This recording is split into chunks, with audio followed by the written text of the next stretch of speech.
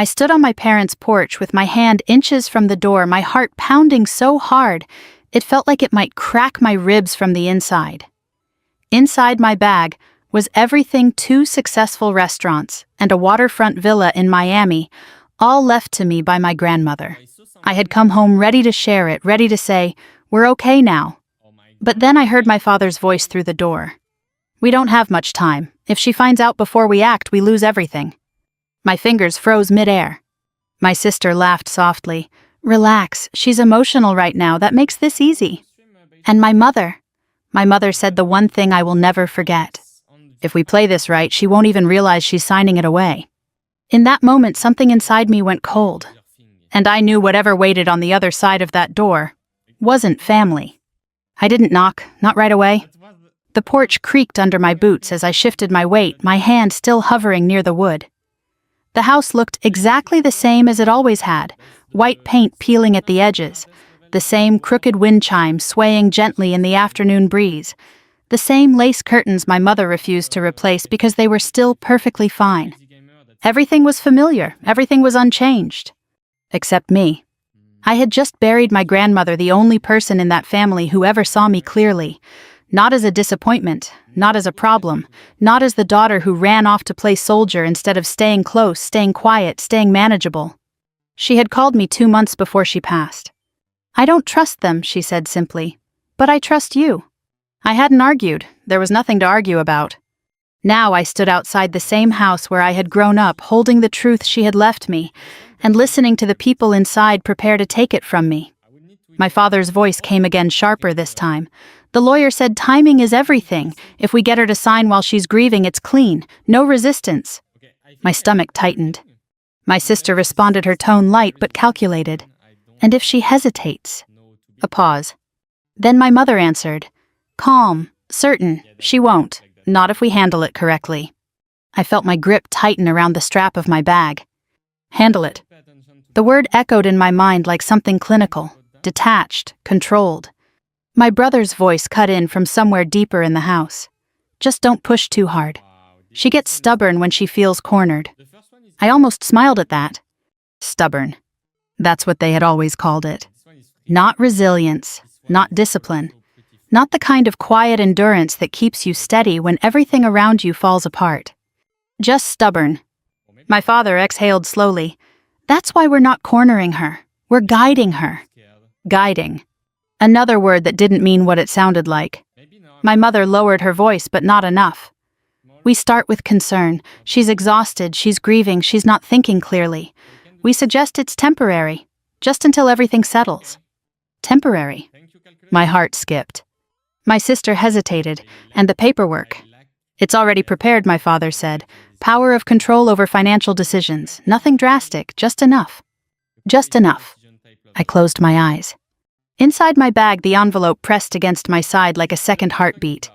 2 restaurants, both profitable, both fully operational, and a villa overlooking the water in Miami. Not just assets, not just money. Responsibility, legacy. And they were already dividing it in their heads. My brother let out a low whistle. "Once we get access, we should sell at least one of the restaurants, maybe both. Miami property alone could cover everything." Everything. The word hung in the air, heavy with implication. Debts. That was it. It wasn't about helping me, it wasn't about protecting me. It was about saving themselves. I felt something shift inside my chest, not breaking, not cracking, but hardening, like steel cooling into shape. For one brief moment, I imagined walking in, dropping the envelope on the table, and watching their expressions collapse. I imagined calling them out, forcing the truth into the open. But my grandmother's voice came back to me, steady and certain. "Don't show your hand too early." I opened my eyes. The porch didn't feel the same anymore. It felt like a boundary, a line between what I used to believe and what I now knew. I took a slow breath. Then I reached for the handle. When I pushed the door open, I didn't storm in. I didn't slam it. I didn't let any of what I had heard show on my face. I stepped inside quietly, carrying exactly the version of me they expected. Tired, hollow, breakable. My mother was the first to react. She moved quickly, her expression shifting into something soft and practiced. "Oh, honey," she said, her voice warm with concern. You must be exhausted. I let my shoulders drop just enough. It's been a long day. She wrapped her arms around me, holding me a little too tightly, a little too carefully, like I was something fragile she didn't want to crack before she was ready. My father stood a few steps back, watching. Always watching. His eyes scanned me the way they used to when I was a teenager, looking for signs of defiance, of weakness, of anything he could measure. "You made good time," he said. I nodded, didn't want to stop. My sister leaned against the kitchen counter, arms crossed, her expression sympathetic but distant. My brother sat on the couch, phone in hand, glancing up just long enough to acknowledge me before looking back down. It looked normal. It sounded normal. It wasn't. "I'm so sorry about Grandma," my sister said softly. I met her eyes, yeah. That was all I gave her. My mother guided me toward the couch, pressing a glass of water into my hands. "Sit down. You shouldn't be making any decisions right now. You need rest." There it was. The first move. I sat. I don't really feel like thinking about anything, I said quietly, letting my voice carry just enough weight. Everything's kind of blurry. My father exchanged a glance with my mother, quick, subtle, but I caught it. Good. That's what that look meant. Good.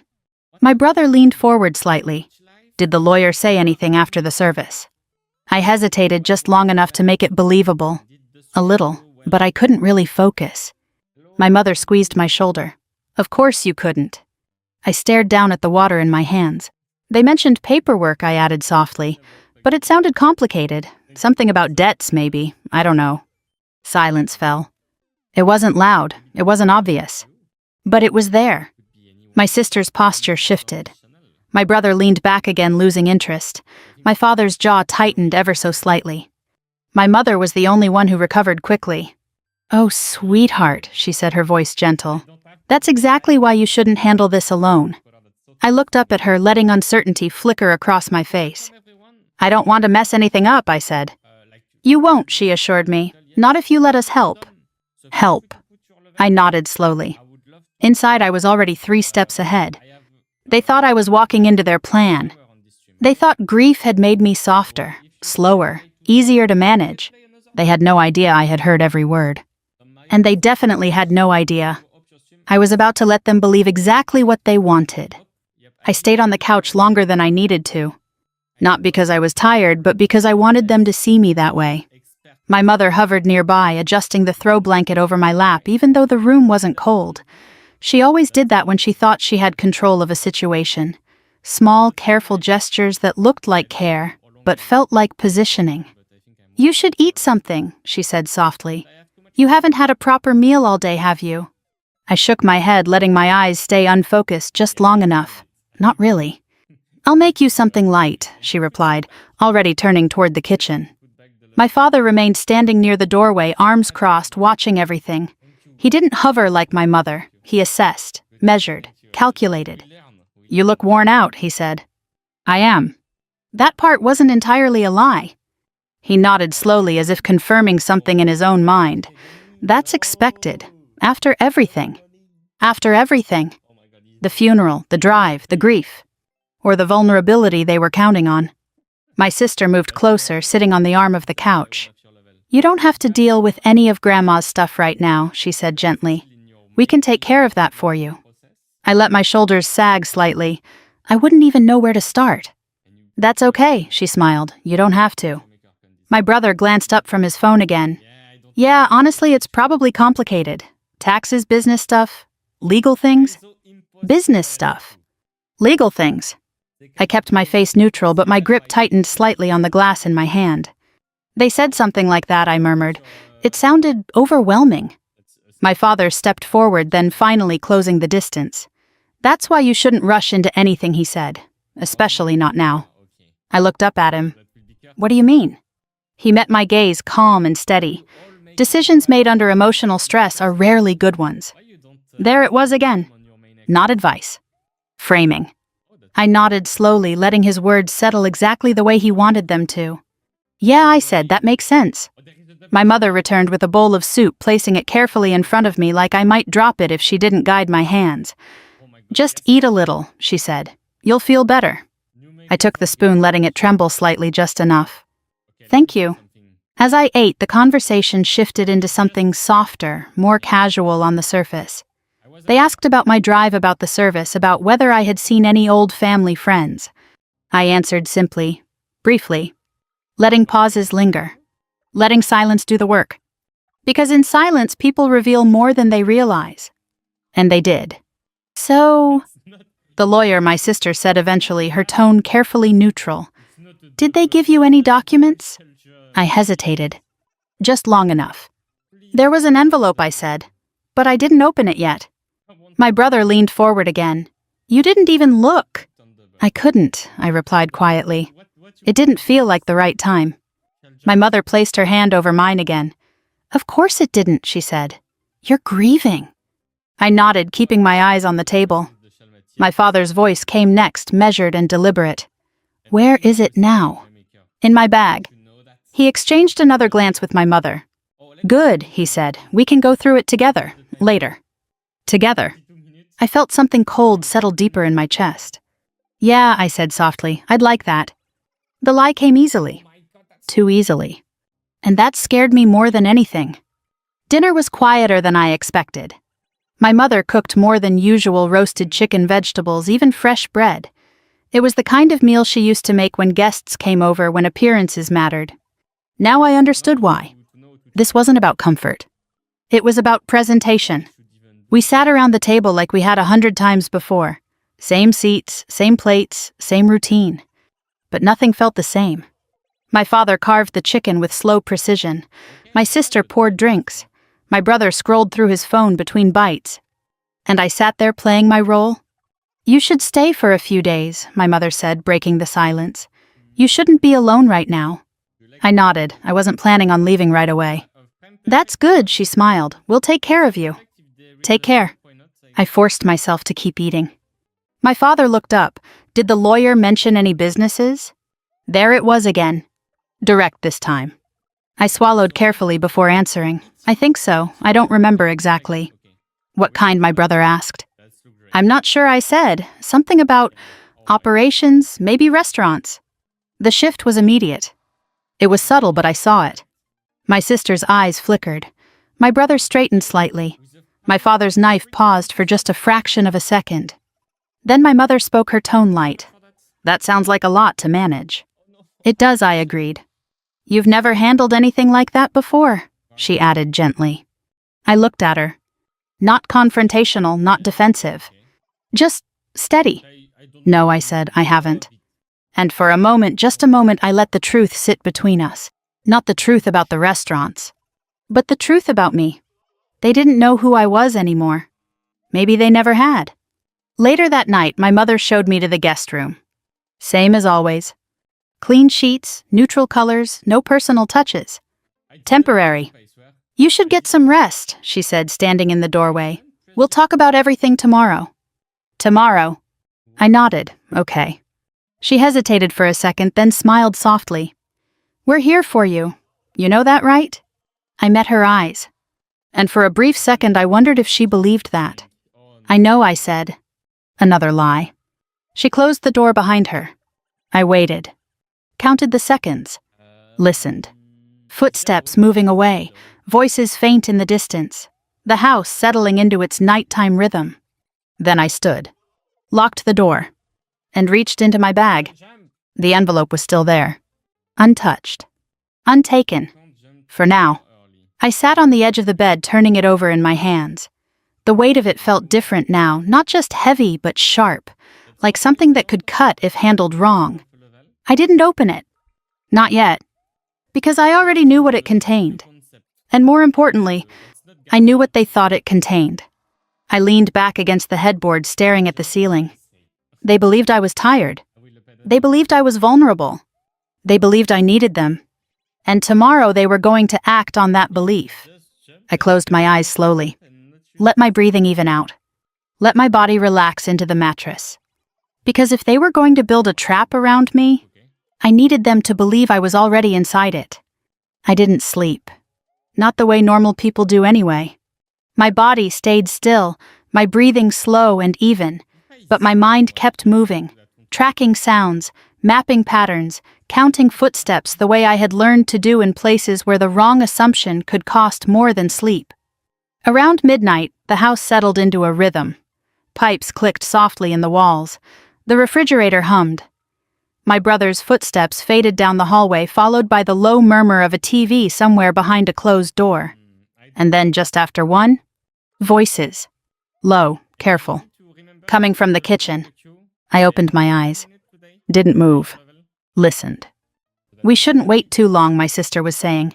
Her voice carried just enough urgency to cut through the quiet. She's already asking questions. She's not asking the right ones, my father replied. His tone was calm. Too calm. She doesn't need to, my mother added. That's the whole point. I sat up slowly, letting my feet touch the floor without a sound. The guest room door didn't creak, I knew that from years ago. I crossed the room and pressed my ear lightly against the wood. Their voices sharpened. Clearer now. We bring the doctor in tomorrow, my father said. No delays. My chest tightened. Tomorrow. That fast, my sister asked. The longer we wait, the more time she has to think, he replied. We don't want that. No, they didn't. My mother exhaled softly. She looked fragile tonight. That works in our favor. Fragile. I almost smiled. My brother's voice cut in lower than the others. And if she refuses? A pause. Then my father answered, She won't. Confidence. Absolute. How can you be so sure, my sister pressed? Because she's predictable, he said. She always has been. She wants approval. She avoids conflict. If we present this as help, she'll take it. I leaned my forehead against the door, letting that settle. Predictable. That was the version of me they were working with. Not the one who had spent years making decisions under pressure. Not the one who had learned to read people before they spoke. Not the one who understood that control rarely looks like force, it looks like concern. My mother spoke again, her voice softer now. We'll frame it carefully. Temporary support, just until she's stable. The word hung in the air. Stable. My sister hesitated. And the paperwork? It's ready, my father said. Financial oversight first, then we expand if necessary. Expand. My stomach turned. My brother let out a quiet laugh. Once we're in, we're in. She won't even know what she signed until it's too late. Silence followed that. Not uncomfortable. Not uncertain. Just agreement. I stepped back from the door. Slowly. Carefully. Because that was it. That was the moment everything became clear, not just what they were doing, but how far they were willing to go. This wasn't about helping me manage a difficult situation. This was about removing me from it entirely.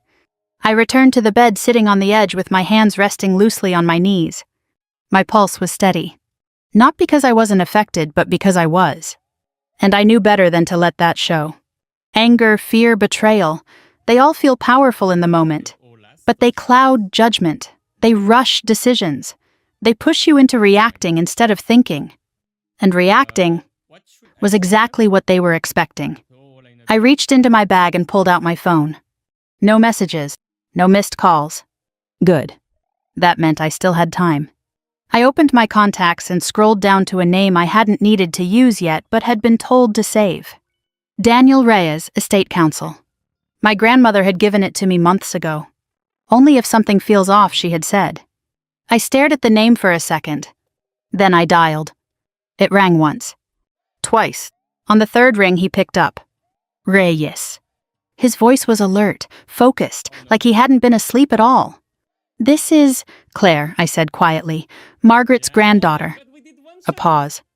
Then I was expecting your call. That sent a chill through me. She told you, I asked. She told me enough, he replied. Are you safe? I glanced at the door. At the hallway beyond it. At the moment, I said. Then listen carefully, he continued. Do not sign anything. Do not agree to any evaluations or consultations arranged by your family, and do not let them isolate you from communication. Too late for that last part, but not entirely. They're planning something, I said, tomorrow. I assumed they would move quickly, he replied. We can move faster. I leaned forward slightly. What do I need to do? Trust, he said. We'll establish one immediately. That will protect the assets legally. After that, we document everything, every conversation, every attempt at control. And if they push harder, I asked. They will, he said, which is why you need to stay exactly where you are mentally. I frowned slightly. What do you mean? Let them think they're in control, he said. People reveal more when they believe they're winning. I exhaled slowly. That I understood. I can do that, I said. I know you can, he replied. Your grandmother was very clear about that. Something tightened in my chest at that. Not pain. Not exactly. Something closer to responsibility. I'll send you secure documents within the hour, he continued. Review them privately. Sign only through the encrypted link. Okay. And Claire, he added. Yes. You're not alone in this. I didn't answer right away. Because for the first time since I had stepped onto that porch, I believed him. After the call, I sat in the dark for a long time. Not thinking. Not planning. Just letting everything settle into place. The house was quiet again. Too quiet. Because now I knew what that quiet was hiding. Tomorrow they would bring the doctor. They would sit me down. They would ask gentle questions. They would frame concern as necessity. And they would expect me to comply. To nod. To trust. To sign. I lay back slowly, staring at the ceiling. My grandmother's voice echoed in my mind. Power isn't about who speaks the loudest. It's about who controls the outcome. I closed my eyes. They thought they were setting the stage. They thought they were leading the conversation. They thought tomorrow would be the beginning of their plan. But they were wrong. Tomorrow wasn't the beginning. It was the point where everything they believed would start to fall apart. And I was going to let it happen. Exactly the way they wanted. Until the moment it cost them everything. I woke up before the house did. Not because I had slept well, but because I hadn't slept at all. The sky outside the window was still gray, the kind of early morning light that makes everything look softer than it is. For a moment, I just lay there staring at the ceiling, listening. Silence. No footsteps, no voices, no movement. But that didn't mean nothing was happening. It meant everything was waiting. I sat up slowly and reached for my phone. The encrypted message from Reyes had come through hours ago. Documents, instructions, a path forward that didn't involve asking permission from anyone in this house. I had already signed what mattered. The trust was active. The assets were protected. And no one downstairs knew it yet. I set the phone down and stood moving quietly through the room. I chose simple clothes, jeans, a neutral sweater.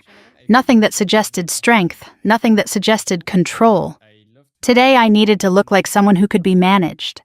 In the mirror, I practiced the version of myself they believed in. Shoulders slightly rounded. Eyes a little unfocused. Breathing slower than normal. It wasn't acting. It was discipline. Downstairs, my mother was already in the kitchen. She turned when she heard me, her expression softening instantly. You're up early, she said. Couldn't sleep. She nodded sympathetically. That's expected. Expected? Everything about me in their eyes was expected. She set a bowl of oatmeal on the table. Thin, almost watery. I sat down and picked up the spoon, eating just enough to make it believable. You don't have much of an appetite, she observed. I'm not really hungry. Another note on the checklist. My father entered a few minutes later, already dressed, already alert. He looked at me briefly, then at my mother. How is she? He asked. She's tired, my mother replied. He nodded once. Good. Again, that silent confirmation. My sister joined us, followed by my brother. The room filled slowly, like a stage assembling itself before a performance. No one mentioned it, but everyone knew. At exactly 10 o'clock, the doorbell rang. The sound cut through the room like a signal. My mother stood immediately, smoothing her hands over her shirt before opening the door. Doctor, thank you so much for coming. He stepped inside with an easy smile, mid-50s, clean-cut, confident, the kind of man people trust without asking why. Of course, he said, I'm happy to help. Help. He looked at me, his expression softening just slightly. You must be Claire. I nodded. Hi. He took a seat across from me in the living room, setting a leather folder on the coffee table. My family gathered around, not too close, not too far, just enough to feel supportive. Controlled. Your family's been very concerned, he began. I know. My sister leaned forward. She hasn't been sleeping, and she barely eats. My brother added, she's been distracted, forgetful. The doctor nodded, making notes. Grief can affect people in many ways, he said. My father spoke next, his tone calm and reasonable. We just want to make sure she's taken care of. Taken care of. I kept my eyes lowered. Let my hands rest loosely in my lap. Let my breathing stay slow. The doctor asked simple questions first. What day is it? Thursday. Where are we? My parents' house. Do you know why I'm here? I hesitated. Then to talk. He smiled gently. That's right. Everything about him was designed to feel safe, which made it dangerous. He shifted slightly in his chair. Have you been feeling overwhelmed? Yes. Confused? Sometimes. Like it's hard to make decisions. I paused longer this time. Yeah. Around me I felt the shift. Subtle, but real. They were getting what they wanted. My mother reached for my hand, squeezing it gently. She's been through a lot. The doctor nodded again, writing something down. I understand, he said, and that's exactly why support can be helpful. Support. Oversight. Control. Different words. Same meaning. What kind of support? I asked quietly. He leaned forward slightly. Someone to help manage things temporarily. Until you're feeling more stable. Stable. There it was. The word they had rehearsed. I looked up at him then. Really looked. For the first time since he walked in. And what does that involve? I asked. A structured plan, he said. Guidance with decisions. Financial oversight if necessary. Financial. There it was again. I glanced around the room. My mother's expression was soft, encouraging. My sister's was attentive. My brother's was impatient. And my father was watching me. Waiting. For the moment I agreed. For the moment I handed everything over. I leaned back slowly. Let the softness drain, not all at once, just enough. I've managed operations under pressure before, I said. The room shifted. Slightly. My father frowned. This isn't the same thing. No, I agreed, it's not. I looked back at the doctor. This is about control. Silence. Sharp. Immediate. My mother's hand tightened around mine. Sweetheart, that's not what this is. Yes, it is, I said, still calm. You're here to evaluate whether I can make my own decisions. The doctor cleared his throat. We're just exploring options. No, I interrupted gently. You're building a case. My sister's voice rose slightly. Claire. I turned to her. You said I was forgetful, distracted. She froze. You said I wasn't sleeping, I continued, that I couldn't eat. My brother shifted in his seat. And you, I said, looking at my father, said I shouldn't make decisions right now. His jaw tightened. I looked back at the doctor. And you're documenting all of it. He closed his folder slowly. I think emotions are running high, he said. They are, I agreed, which is why you should leave. My mother's voice broke. You're not thinking clearly. I'm thinking exactly clearly, I replied. I stood. Slowly. Deliberately. I do not consent to any evaluation, I said, and I do not authorize any recommendations regarding my personal or financial decisions. The words landed harder than anything I had said before. Because they weren't emotional. They were precise. The doctor hesitated. Then he stood. This may not be the best time. No, I said, it's not. He gathered his things without another word and walked toward the door. My mother followed him, her voice low and urgent. The door closed. And the silence that followed was different. Not controlled. Not calculated. Cracked. My mother turned back first. What is wrong with you? She demanded. Do you know how that looked? I met her gaze. Like the truth, I said. My father stepped forward, his voice colder now. You embarrassed us. No, I replied. You embarrassed yourselves. My brother scoffed. You're overreacting. I shook my head slightly. No, I'm responding. My sister crossed her arms. To what we were trying to help you. I looked at all of them, one by one. And for the first time, I didn't see family. I saw intent. You weren't trying to help me, I said quietly. You were trying to control me. No one spoke. Because they couldn't. Because the truth doesn't leave room for negotiation. I reached down and picked up my bag. Inside the envelope waited. Still unopened. Still powerful. And now, finally, Useful. No one moved when I opened my bag. That was the strange part. After everything that had just happened, the doctor leaving my mother's voice rising, my father losing that polished calm he wore like a uniform of his own, you would think someone would have stopped me. Said something, reached for the envelope. But they didn't. They just watched. And maybe that was because even then they still believed the papers inside belonged to a story they could manage. Debts, loose ends, complications, something I would need them to untangle. I pulled the envelope out slowly and held it in both hands. It felt heavier now than it had on the porch, heavier than it had in the guest room in the middle of the night, not because the contents had changed, but because I had. My mother folded her arms, trying to recover her balance. What is that supposed to prove? I looked at her, nothing. Then I looked at my father. It explains. His face remained hard, unreadable in the way men like him mistake for strength. My sister stood near the dining table with her arms locked across her chest. My brother had pushed himself halfway up from the couch, restless now, alert in a way he hadn't been all morning. I slid a thumb beneath the seal and opened the envelope. The paper made a quiet sound in the room. Small, ordinary. But it landed like a gunshot. I didn't open this at the funeral, I said. And I didn't open it when I got here. I already knew most of what it said because Grandma told me enough before she died. My mother's expression changed first, not into guilt, not into sorrow, but into something sharper, interest. I unfolded the first page. She left me ownership of 2 restaurants, I said, my voice even. Not shares, not partial control, full ownership. My brother straightened fully. What? I kept going. 1 in Coral Gables, 1 in Miami Beach, both profitable, both fully staffed, both operational. Silence. Real silence this time. The kind that empties a room of everything but reaction. Then I lifted the second page. And the villa in Miami, I said. She left that to me too. My sister's mouth parted slightly. My brother muttered something under his breath I didn't quite catch. My mother took 1 small step toward me before stopping herself. Only my father stayed completely still. His eyes didn't widen. He didn't ask questions. He just looked at me with a new calculation settling into place behind them, faster, colder, more dangerous than surprise. My mother found her voice first. Oh, honey, she breathed, and just like that she changed. The anger softened. The outrage vanished. Her face rearranged itself into amazement, then pride, then affection so sudden it would have been impressive if it weren't disgusting. Why didn't you tell us?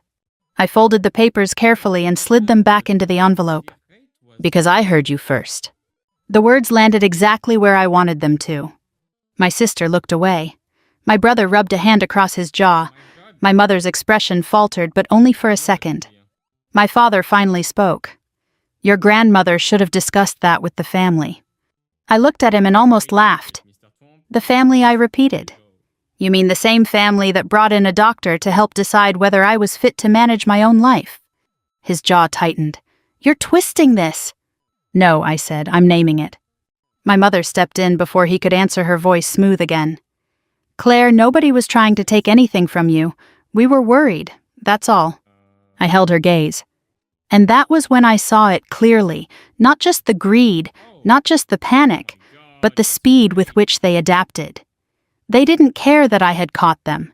They cared that the strategy had failed. So now they were changing tactics, slipping into another shape, another tone, another version of concern. My brother let out a low whistle. 2 restaurants, he said, trying for casual and failing. That's big. Mm-hmm. My sister uncrossed her arms and took a step closer. Are they hard to run? There it was. Already. Not grief. Not what Grandma wanted. Not how I was feeling. Not even whether I planned to keep them. Just management. Just access. Why, I asked. She gave a quick, nervous smile. I'm just saying businesses like that can be a lot for one person. My mother nodded eagerly, especially after everything you've been through. After everything. The phrase had become a tool in this house, a soft blanket thrown over any attempt to shrink me. My father moved toward the armchair and sat down at last, leaning forward with his forearms on his knees. Restaurants are complicated, he said. Employees, vendors, payroll, insurance, taxes. It's not the kind of thing you should handle impulsively. I studied him for a moment. There was no raised voice now, no pretense of crisis, just authority, familiar, paternal, carefully measured. And underneath it, urgency. They've been running successfully without me so far, I said. That's not the point, he replied. No, I said quietly, I know. The room shifted again after that. Not all at once, not dramatically, but I could feel it. My mother insisted on making coffee, then asked if I wanted lunch. My sister offered to sit down with me later and look over the paperwork. My brother started talking about Miami real estate like he'd always cared about market trends. Even my father softened his tone, speaking less like someone who had been caught and more like someone repositioning himself for the next move. If I hadn't known what I knew, it might have worked. That was the frightening part. People always imagine manipulation as something obvious, cruel, loud, easy to spot. But most of the time it sounds reasonable. It sounds loving. It sounds like let us help. By late afternoon, the house had become almost unbearable in its politeness. My phone, which had been inconveniently absent that morning, reappeared on the side table with a full battery. My mother made a point of setting it there in front of me, smiling as though the gesture itself proved innocence. There, she said, you probably need this. I nodded, thanks. My sister knocked before entering the guest room that evening. She had never knocked in this house before. I was thinking, she said, leaning lightly against the doorframe. Maybe once things settle down, I could come with you to Miami for a few days. Just to help you get organized. I looked up from the bed. Why would I need help getting organized? She laughed softly. Come on, Claire, it's a villa, 2 restaurants, that's a lot. There was no cruelty in her voice now, no edge. That almost made it worse. Because it meant she had practiced this too, the gentle version, the useful version, the sisterly version that made selfishness look like support. I'll manage, I said. She smiled, but it didn't reach her eyes. You always say that. After she left, I sat in the quiet and stared at the phone in my hand. The politeness downstairs wasn't relief. It wasn't love. It was recalibration. They had tried to corner me through weakness. That hadn't worked. So now they were going to come through warmth, through access, through proximity. The smile instead of the threat. The embrace instead of the form. The invitation instead of the demand. Different method. Same objective. I stood and crossed to the window, looking out over the dark yard. The wind chime moved slightly in the evening air, tapping out the same dull notes I had heard since childhood. Somewhere below me I heard my father's voice, low and firm, then my mother's sharper, then silence. I didn't need to hear the words to understand the shape of the conversation. They weren't giving up. They were adjusting. And that was the moment everything changed, not because I had revealed the truth, but because I understood something even more important. Catching them had not ended the danger. It had only forced it to evolve. The first message came the next morning. It wasn't dramatic, it wasn't even labeled. Just a number I didn't recognize and a single line of text. Trust established, assets secured, further instructions to follow. I read it standing in the bathroom with the faucet running, the sound masking everything else. My reflection stared back at me through a thin layer of steam, my face sharper now, clearer somehow. Not calmer, but steadier. I typed a single response. Understood. Then I deleted the thread. By the time I walked downstairs, my mother was already moving through the kitchen, humming softly like nothing had happened the day before. My sister sat at the table with a notebook open, my brother scrolling through something on his phone. My father stood by the window, staring out as if he were watching something in the distance. The scene looked normal. It always did. Good morning, my mother said, turning with a warm smile that arrived a fraction too quickly. Morning. She poured coffee into a mug and placed it in front of me before I even sat down. I thought we could all talk today, she added lightly. No pressure, just planning. Planning. I took a sip of coffee and let the silence stretch just enough to make them feel it. I might head into town first, I said. My father turned immediately. Why? I looked at him over the rim of the mug. I need some air. You can get air here, he replied. I prefer movement. A small pause. Then my mother stepped in. Of course, just don't overdo it. There it was again. Permission disguised as care. I set the mug down. I won't. No one stopped me when I picked up the keys from the bowl by the door. That was new. Yesterday there would have been a question, a suggestion, a subtle redirection. Today, nothing. Because they were adjusting. And so was I. I didn't go far. A small cafe on the edge of town. Quiet, unremarkable. The kind of place where no one asks questions and no one looks twice. I sat by the window, my back to the wall, my phone on the table. Another message had come through. Financial access restricted to trustee authority only. All external requests denied. I exhaled slowly. That meant no one could touch the restaurants or the villa without going through the trust. Not my father. Not my sister. Not anyone they brought in. For the first time since the porch, I felt something close to relief. Not safety. Not yet. But stability. A second message followed minutes later. Background check complete. You were correct to proceed. I stared at the screen. Then the details came in. Refinanced home, missed payments, credit lines extended beyond limit. My brother personal loans, gambling indicators. My sister co-signed liabilities. I leaned back in the chair, the noise of the cafe fading into something distant and unimportant. It had never been about helping me. It had never been about concern. It had been about survival. Their survival. And I had been the solution. I closed my eyes for a moment. Not in anger. Not in shock. Just clarity. Because now everything made sense. The urgency. The plan. The timing. They hadn't chosen this moment because I was vulnerable. They had chosen it because they were. When I returned to the house, the air felt different. Thicker. Like something had shifted just beneath the surface. My brother was in the living room pacing. "Where were you?" he asked the second I stepped inside. "Out." He frowned. "You didn't say where." I didn't think I needed to. He held my gaze for a second too long before stepping aside. "Just checking." I nodded and walked past him. In the kitchen, my mother stood at the counter, her hands moving quickly through something that didn't require that much attention. "You were gone a while," she said. "I needed time." She turned her smile softer this time, more careful. "Of course you did."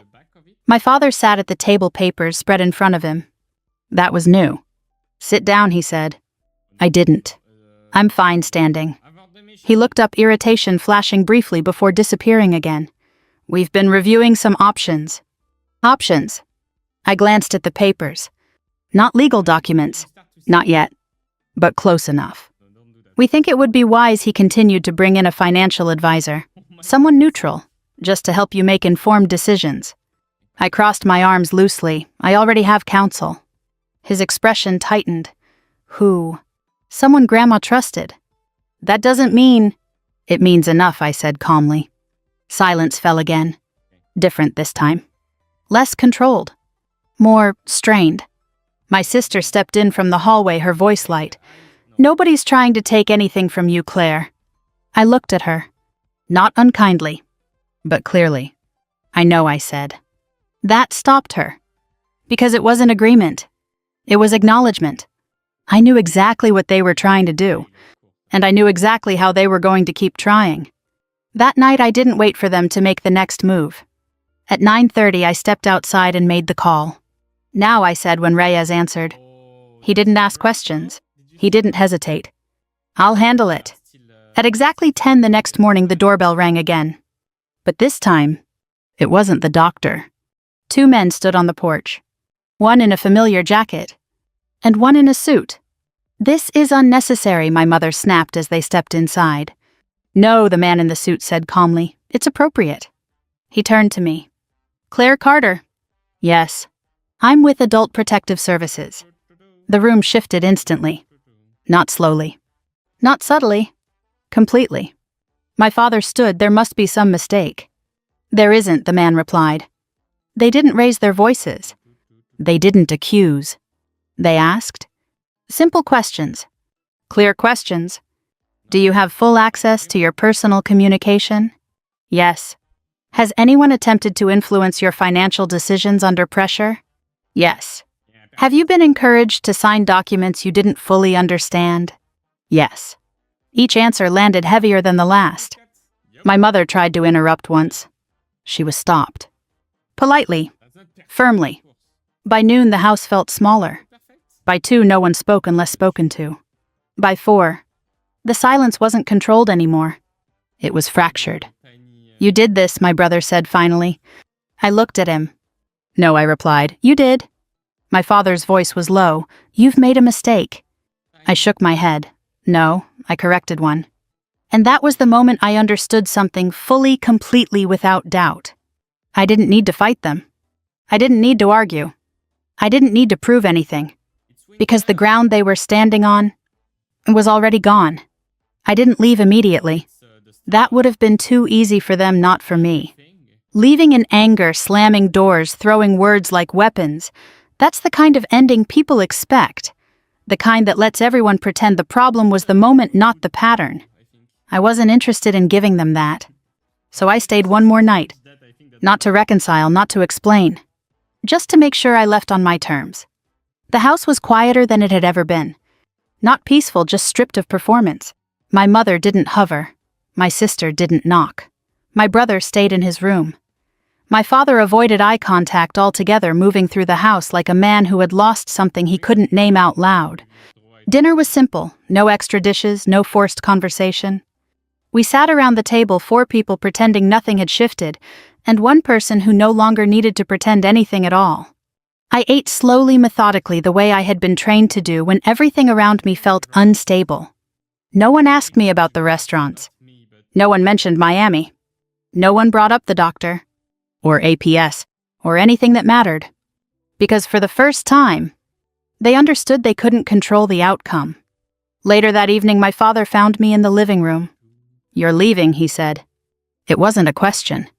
I looked up from where I was sitting, my bag already packed beside me. Yes? He nodded once, absorbing that. You could stay, he added. We can reset things. Reset. The word hung in the air like something fragile. I stood slowly facing him. You don't reset something like this, I said. His jaw tightened. We're still your family. I held his gaze.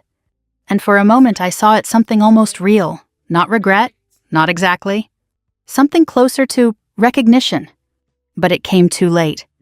I know, I said. That's what makes it harder. Silence stretched between us. Then he said the one thing I knew he would. If you walk out that door, he said quietly, don't expect things to be the same. I almost smiled. I don't, I replied. And for the first time, I meant it without any doubt. My mother didn't come downstairs when I carried my bag to the door. My sister stayed in the hallway, arms folded, watching.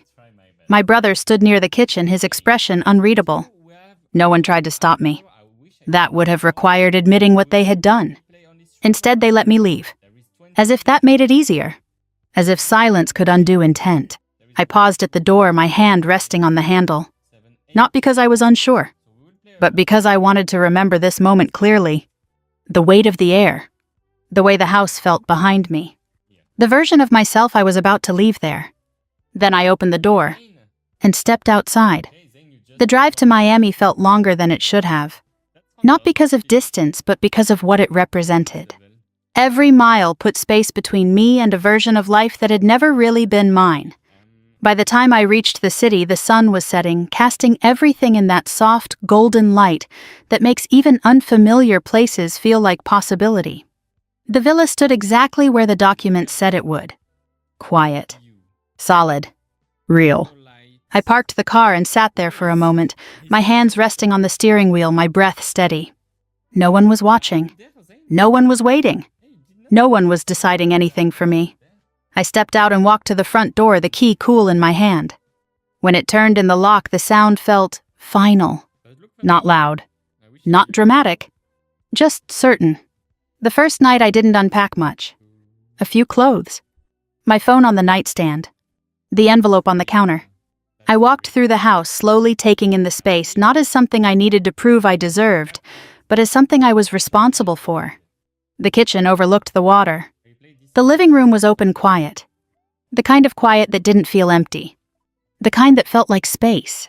I sat down on the floor near the window, my back against the wall, and let the stillness settle around me. For the first time in days, I wasn't waiting for anything. The messages started the next morning. My sister first. Can we talk? My brother next. You didn't have to do all that. My father didn't text. He never did. My mother waited the longest. When her message came, it was just one line. We never meant to hurt you. I stared at the screen for a long time. Then I set the phone down. Not because I didn't understand what she meant, but because understanding didn't change anything. Weeks passed. Then months. The restaurants ran exactly as they were meant to, structured, efficient, stable. I visited both, met the managers, learned the systems. Not to prove anything. Just to know. The villa became something else entirely. Not a symbol. Not a victory. Just a place. A place where decisions were mine. Where silence wasn't pressure. Where control didn't wear the mask of care. I set boundaries the way I had learned to. Clear. Direct. No explanation beyond what was necessary. One message to my family. I'm safe. I'm stable. I'm not discussing assets. Please respect my request for space. No anger. No accusations. No invitation. Sometimes late at night I thought about the porch. The moment my hand hovered before the door. The version of me who had been ready to walk in and say, "We're okay now." I didn't miss her, but I understood her. Because she had believed something that felt true at the time. That family meant safety. That love meant trust. That being seen meant being accepted. Now I knew better. Family isn't who stands closest to you. It's who respects the space you need to stand on your own. Love isn't something that requires your signature. And concern isn't something that takes your power away. On my birthday, I went to visit my grandmother's grave. Alone. I stood there for a long time, not saying much. Just being there. You were right, I said eventually, about all of it. The wind moved through the trees softly. Not an answer. But enough. I'm okay, I added. Better than okay. And I was, not because everything had worked out perfectly. Not because the situation had been easy. But because I had chosen myself. And that was something no one could take away. If you've ever been told you're too emotional to make your own decisions, if you've ever been made to feel like your strength was a problem, or your independence was something that needed to be managed, then you understand this story. You understand what it means to see clearly, to step back, to choose differently, and to walk away not in anger but in clarity. I'd love to know where you're listening from. Leave a comment below and tell me your story or what part of this resonated with you. We share stories like this every day, real, raw, and worth hearing. So if this one stayed with you, make sure to subscribe so you don't miss what comes next. Let's keep walking this road together.